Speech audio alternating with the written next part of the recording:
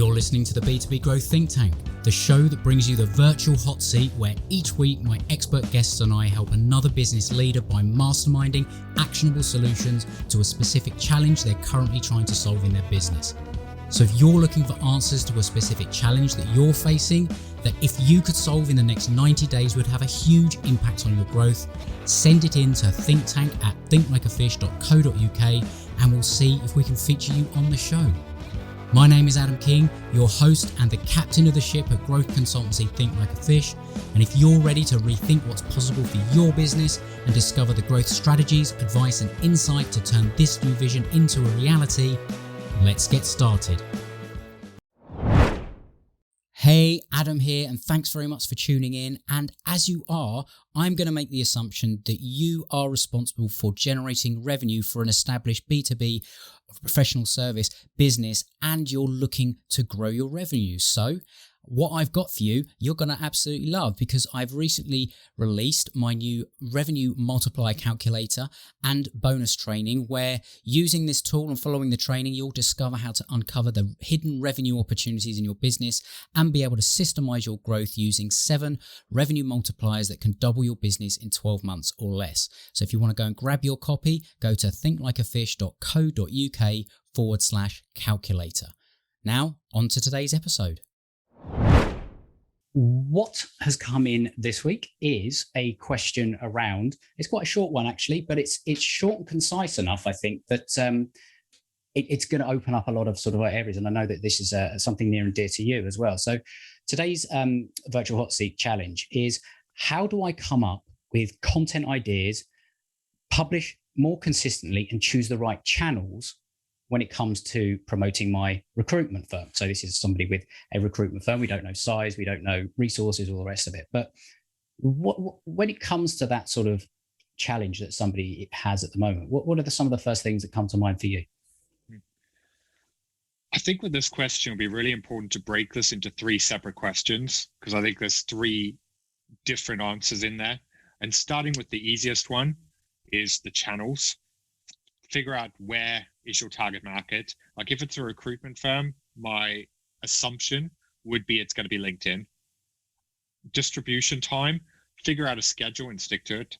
Whether or not you want to use something like Hootsuite and just schedule something in the morning so you've got posts going out throughout the day, or you want to set a reminder in your phone, you can do that at various different times to just get it out there. Again, those are the basics, but I think a lot of people overthink them. And then as for the determining content as well, this is something I love, because this is, I said to you before, like, this is one of my big passions. And I see so many people struggling to create content because they're overthinking it. I don't know about you, but for me on a foundational level, when creating content, the easiest way to get ideas is to think about what are your target market struggling with. So because it's a recruitment consultant, I would get them to think about what questions are they being asked on a regular basis. What are people wanting to know about? What concerns do they have? What mistakes are they making? I'd also challenge them to get a notepad and pen. And whenever someone has a problem or has an issue or something comes to mind, write it down. And then even as a step on from there, just tell stories. Like you can talk about, you don't have to give details and names and everything else, but if you deal with someone who had a particular challenge, chances are other people are going to have the same problems, and you can just tell those stories back. Yeah, and I agree with all of that. And I think that when it comes to, it all comes around, like, what is your client or potential client going to be interested in?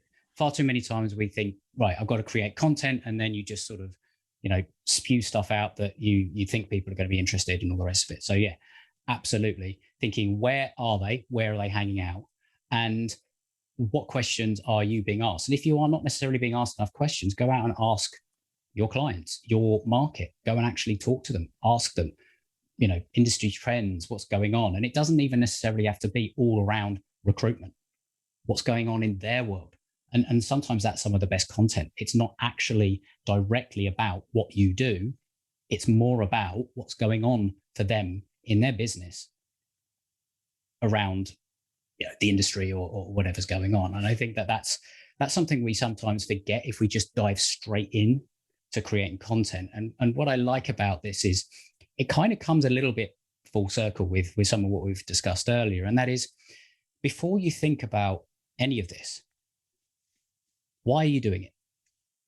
Like, that'd be my first question. Why do you want to create content? Yeah. And that would be, I would assume, answered with a lot of the reasons why, et cetera, but we don't know what they are. But if it is like the goal of creating content is what? To become more visible? What does that mean? Like, what are your metrics going to be around it? Like, how are you going to know if this is going to be successful when it comes to investing all this time that you may or may not have creating this content, or even investing in others creating it for it is going to take time or money. So why are you doing it? What is your goal? And then what is your plan? See the full circle thing going on. It's like, what is your plan to achieve the goal? Where does content fit in that plan? It's not necessarily content for content's sake. And I think if there was one thing out there that I could sort of like help people see, it's like, when people say content is king, they're missing quite a lot of the actual point of that. Content is king, but only when it's relevant to your market, and only when it's relevant to what you actually want it to do for your business. So if you can find out that there are better ways of actually achieving the goal that you're trying to achieve, maybe content isn't the right thing. What is your offer? Who is your target market? Do you need to be chucking? There's very successful business that don't put tons and tons of content. Yes, there is content out there. But I think what I read into this was regular posting, social media, et cetera, et cetera. And that is, I've heard the term, the content hamster wheel of death, because it can become that. Maybe you don't need to. Maybe you need to invest in some key pieces of content, like flagship content that you'll dine out on for a year. Yeah. An example is writing a book. You've done this. Like, this is a way of creating content that can have benefits that roll out over and over and over again. But that is a marquee, a flagship piece of content. Now, you will have had a plan behind that. Couldn't agree more. One thing I'd also like to add in as well is a lot of people feel like they have to keep reinventing the wheel. So like, oh, I need to keep making content over and over. Whereas what you said of building out your flagship content, you could get 12 to 15 questions and ideas, and you could just keep recycling the content. Like, a lot of people make a piece of content, they'll post it once and then just forget about it and move on. Whereas most people aren't going to see it. So you can just keep using it over time. And also people as well, this is one of the biggest traps, and I put my hand up and admit that I fell into this in the past as well, of having that fear that you're repeating yourself. Like, a lot of people worry, like, oh, if I've spoken about this already, I can't keep saying it. Whereas people have such small attention spans, and I can't remember the exact statistic. There was a study or something on this. I think it was someone needs to hear something 7 times in different ways until they connect with it. So you need to say the same things over and over, just word it slightly different. So it might feel repetitive to you, but it's going to drive the point home to your listener. And on a mindset block even further, one of the biggest problems I'll see people worrying about is that they're not unique. They'll be like, oh, I can't talk about this because that person's already talking about it.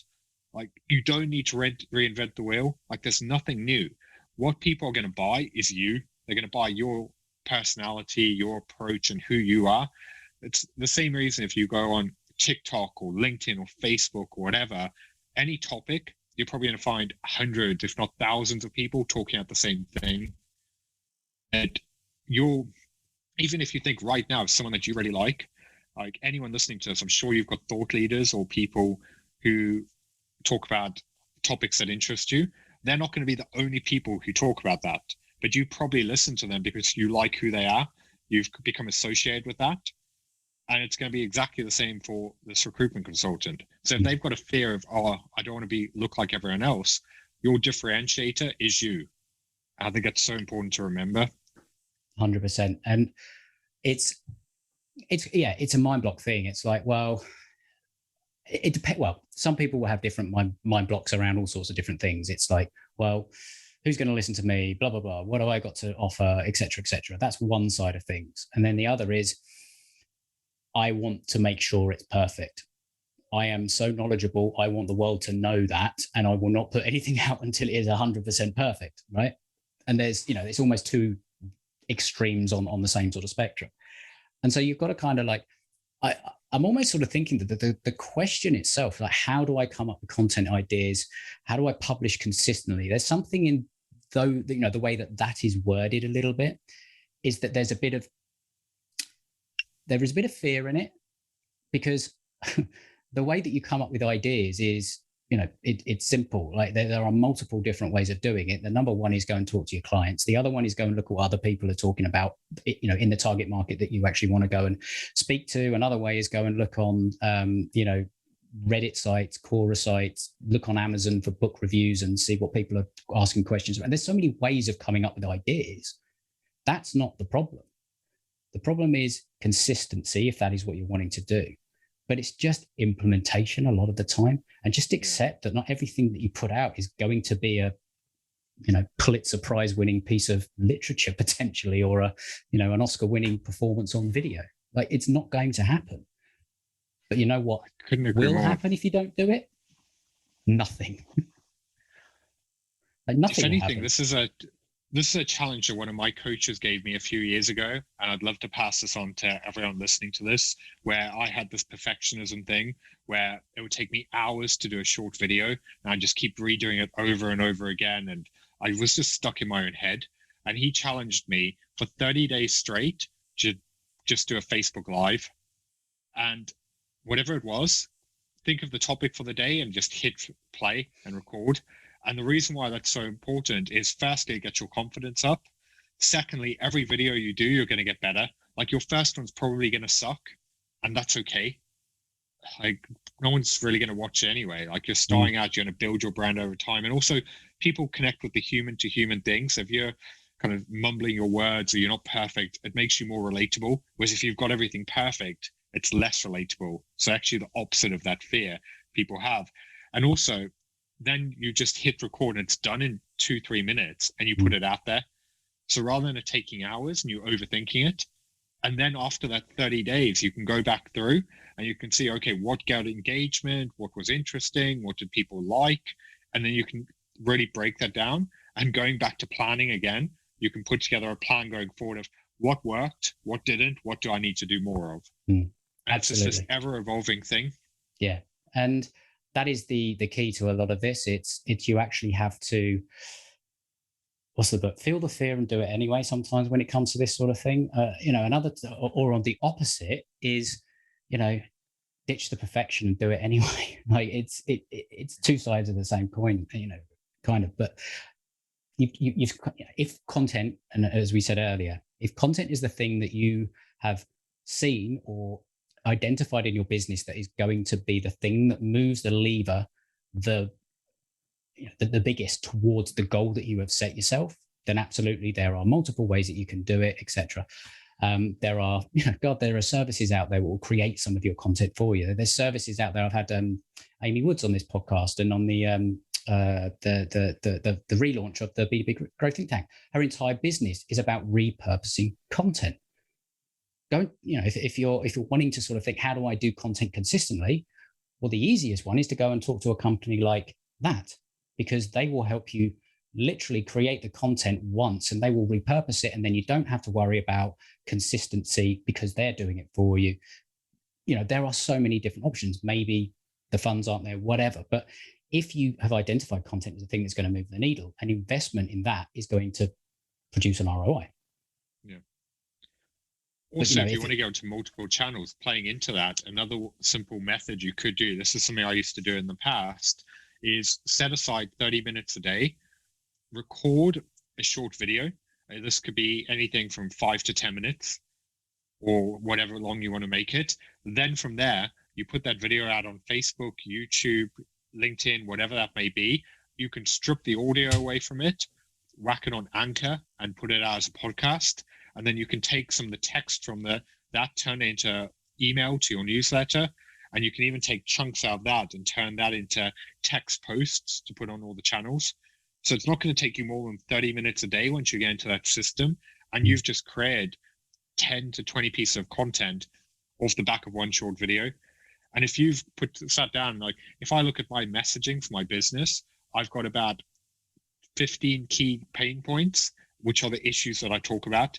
And the only things I talk about when it comes to kind of mindset and performance fall into that realm. I will do a combination of lifestyle posts and fitness and outside the business to show personality in a different side, but I always know that that's what I'm talking about. So for the recruiter, that could be mistakes people are making, challenges, best practices, issues in the industry, what people need to get better at, how to perform better in interviews, whatever it may be. Make your list, and then every day just pick one and talk about it, and then Absolutely. just repurpose it. Absolutely. And something that I use with clients is something I call the results flywheel. And it's kind of like you mentioned, you've got sort of 15 topics, like I've got with the Growth Accelerator ecosystem. There's 3 stages and 9 parts, and every piece of content that I create can be linked back into one of those parts. So it's kind of like, frequently asked questions, problems, challenges, processes to achieve a goal, all that kind of thing. It's like, right, I'm just going to pick one if I want to create the content. I mean, the majority of content I create comes from this podcast anyway, and I naturally am having the conversations around those types of things, and I can always link it back into my flywheel. But that structures things, and I have a structure. If I want to record videos or something like that, it's like it's quite a structured way of doing it. But that is a plan. Like having that plan is so vital. But if you don't have that, and you haven't said, right, these are the things, and you can say and talk about one thing, I don't know, let's talk, client attraction, lead generation. My God, like if that was one part, I can talk, there are hundreds and hundreds of ways of talking about that in different ways. And I'm sure it's the same for you with the things that you have. There are so many nuances around it, and you talk about the same thing over and over and over, as you said. So there's a lot of ways that we can look at content. I think the key thing is, as we said at the beginning, is it the thing that is going to move the needle right now? And if it is, great, go and do it. But maybe ask yourself that question before you jump in and literally commit everything to it. So, thank you. That was good fun.